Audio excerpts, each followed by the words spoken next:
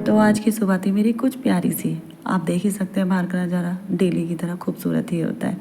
अब उठ तो मैं गई थी बट अपनी आंखें खोलनी थी क्योंकि आज कुछ स्पेशल दिन था। तो मैंने कहा चलिए भाई आंखों को अच्छे से खोलने के लिए चाय बना ली जाए, क्योंकि इसके अलावा कोई ऑप्शन नहीं मेरे पास अपनी आंखों को अच्छे से खोलने के लिए।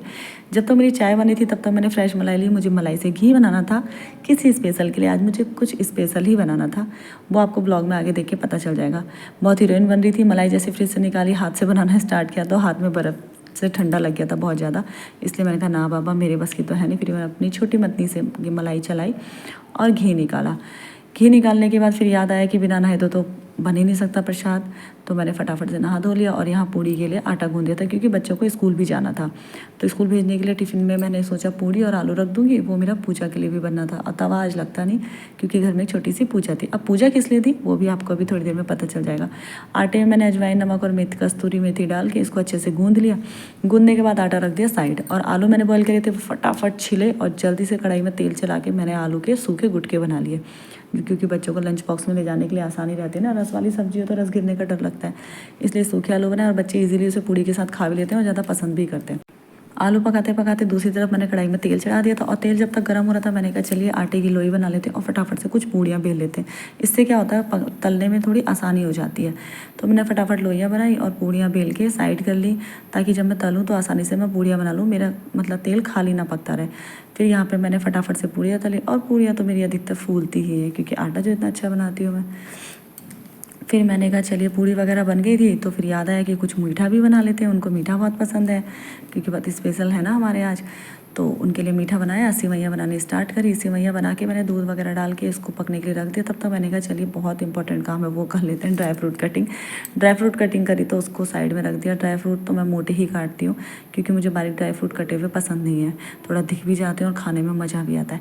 उसके बाद ड्राई फ्रूट वगैरह डाल के, क्योंकि ताकि सॉफ्ट हो जाए, पकने के बाद ड्राई फ्रूट मैंने रखे और मैं चल दी मंदिर की तरफ। मंदिर में क्यों गई थी? क्योंकि मुझे सफाई करनी थी। आज किसी स्पेशल का हमारे घर में आगमन था।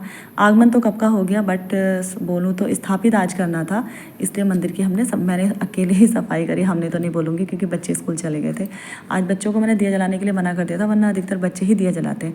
मंदिर की सफाई करी तो आके देखा तो भाई खीर हमारी सेवई की बन चुकी थी। गैस ऑफ करी। गैस ऑफ करने के बाद सबसे स्पेशल काम स्पेशल पर्सन के लिए मैंने चढ़ा दिया कढ़ाई में फिर से घी।